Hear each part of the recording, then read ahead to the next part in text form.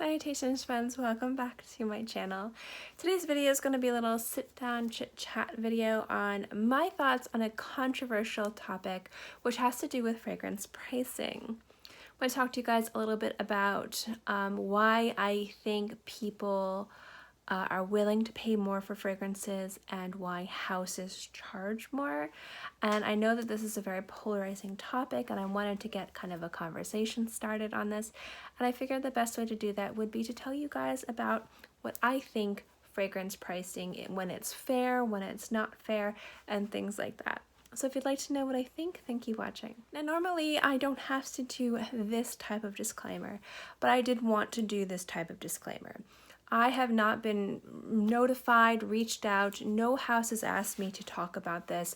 My opinions on this topic are completely my own, but I wanted to let you guys know that because as I get into this video, I am a consumer.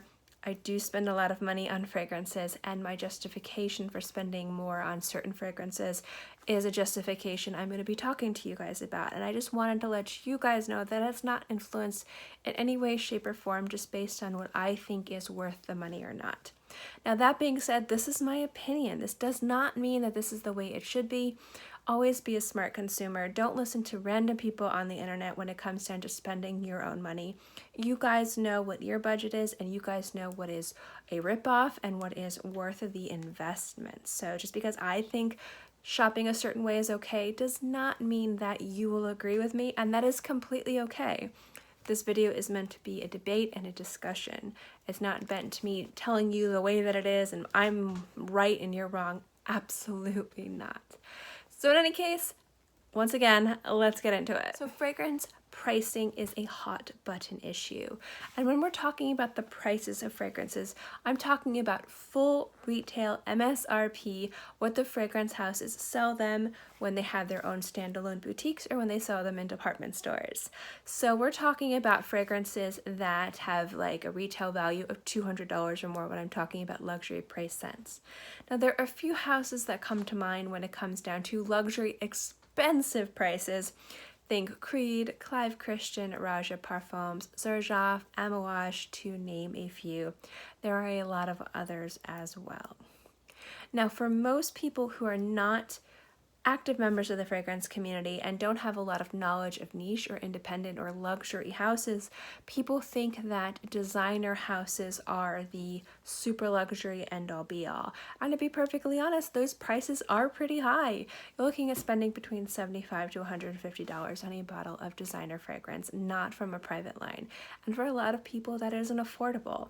But when I'm talking about luxury houses, I'm talking about extreme luxury. Some of these fragrances cost people's rent, people's car payments, their electric bills, and so these have to be fragrances that people have to justify their cost or budget.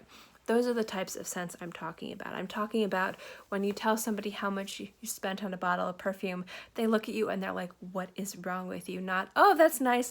It was a little pricey, but you know. So I'm talking like, again, $200, $300, $400, $500 or more. Now, I always recommend people being smart consumers. Look for partial bottles, decants, and definitely sample first. Don't ever blind buy anything, especially some of these luxury scents, because you might not be able to return them and they might not just be worth the money to you. Some people factor in the worth of a fragrance in regards to its performance, not just the way that it smells. So it has to perform for a certain amount of time, it has to be specifically powerful, it has to have a specific sillage. And there is nothing wrong, absolutely nothing wrong with saying, if I'm going to spend $350 on a bottle of fragrance, it better well last me all day. I better be able to smell it, and it better be very powerful 10 hours in. There is nothing wrong with that justification. But some people don't use that as a way to justify fragrances, spending a lot of money on fragrances as well. There's no right or wrong to this. But when I'm talking about spending money on fragrances, I'm talking about how houses come to justify charging a certain amount of money for a certain size bottle. This is the one that's right in front of me, so it's the easiest one for me to mention to you guys. and it's Raja Parfums. These fragrances are luxury priced, some of the most expensive on the market. And I believe price per mil, we're not talking about bottles that are dripping in diamonds and gold. We're talking about just the juice. I think they have one of the most expensive fragrances per mil. I have to double check my numbers, but I think it's Haute Luxe at, I think it's almost $4,000 for a 100 ml bottle. So we're talking about a very expensive bottle of perfume. But when we're looking at fragrances like this is Kingdom of Bahrain from Raja. Full retail price, this is about $550 for 50 ml. It is a very expensive bottle of perfume. So what justifies this price? Now, a lot of people, when they're talking about fragrances being too expensive or it being a ripoff, they're talking about how much it costs to make the juice inside, the fragrance inside. And a lot of people seem to forget everything else that goes into making and marketing a fragrance. So the price per mil for a luxury scent, the ingredients in these scents should, and we should demand, be the top quality ingredients. When you're looking at spending $200, $300, $400, $500 or more on a bottle of fragrance, you want to make sure they're using the best ingredients on the market, and we have a right to demand that. But when it comes down to pricing fragrances, there's a few other factors that go into it. It's not just the cost of the juice, the ingredients. There is also the cost of hiring a nose, if there's not already a person that works for that specific house to create the scent. They have a cost. There's a cost for packaging, not just the bottle, but we're talking about the boxes, shipping these fragrances out. Every little thing has a cost. So with designer scents, I demand good packaging. Whether or not I'm going to throw the bottle away, if I am paying full price, I demand the packaging to be the best that it can be.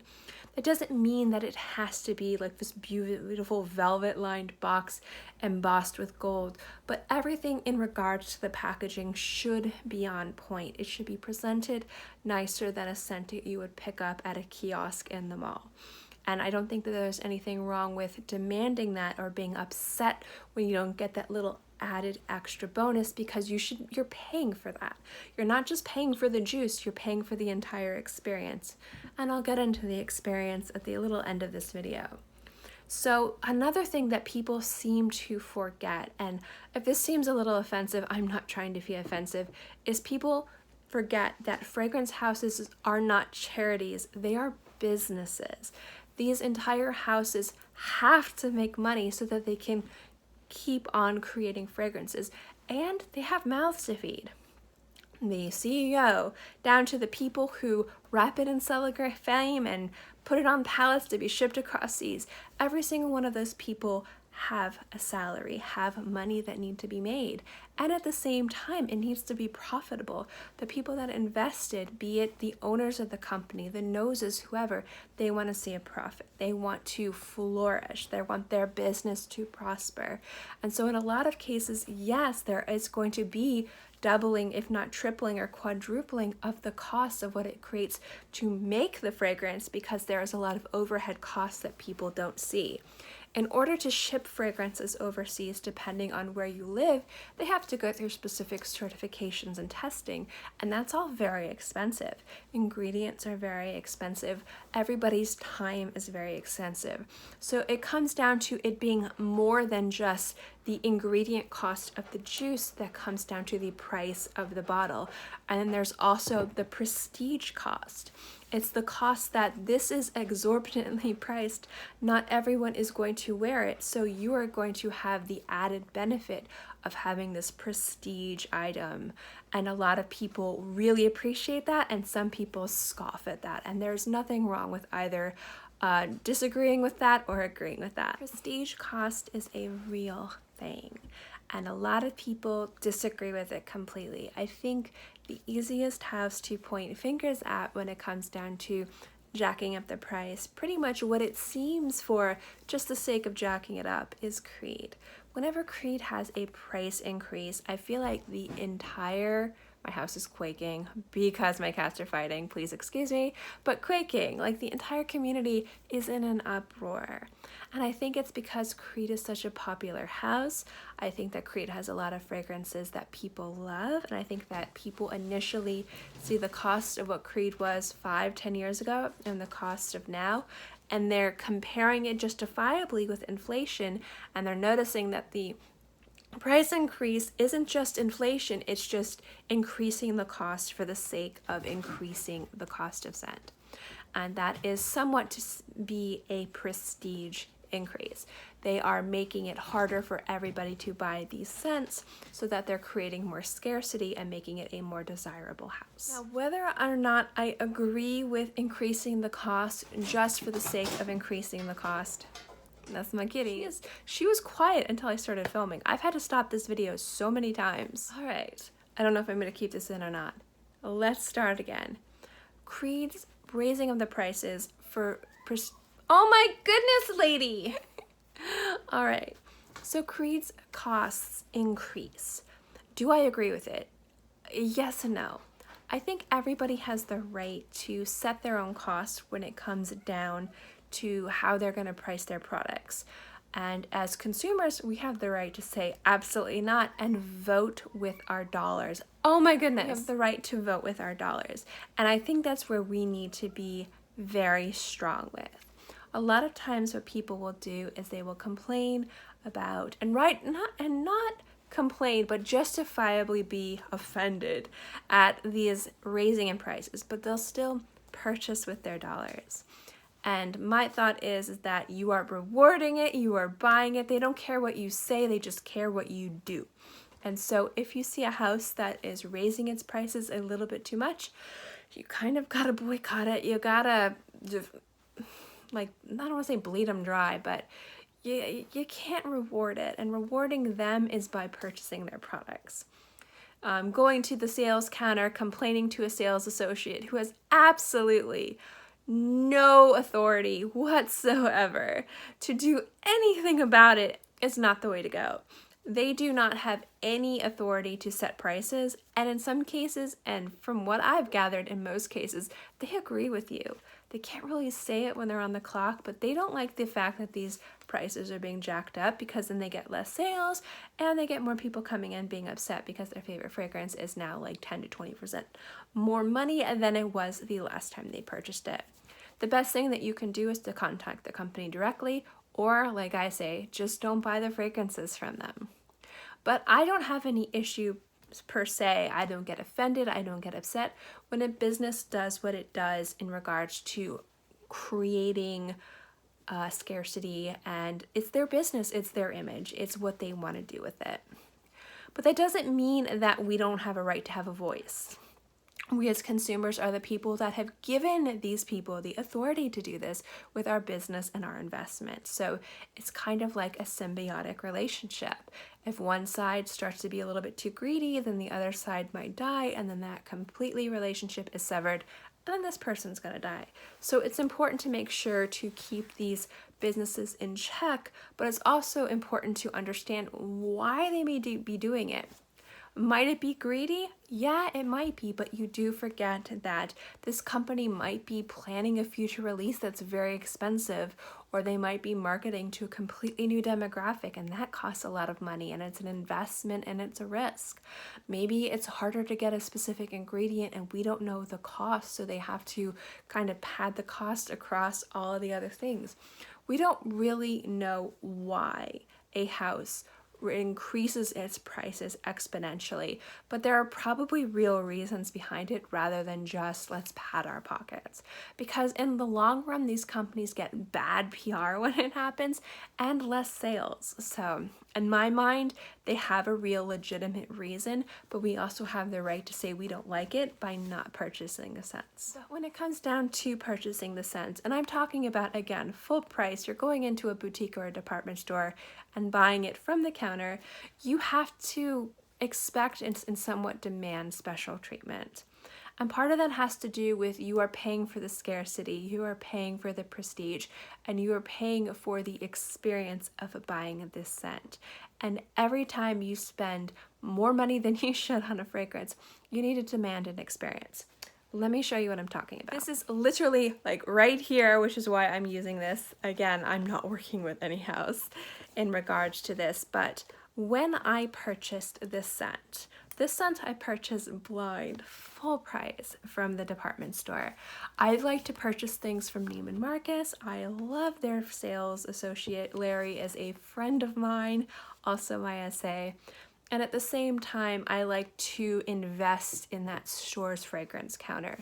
Because of going there and purchasing scents, now they pretty much have the entire line of Raja that they didn't have before, and pretty much every Clive Christian. So investing in that fragrance boutique has given me more of an opportunity to try new things, which is why I love paying full price there specifically.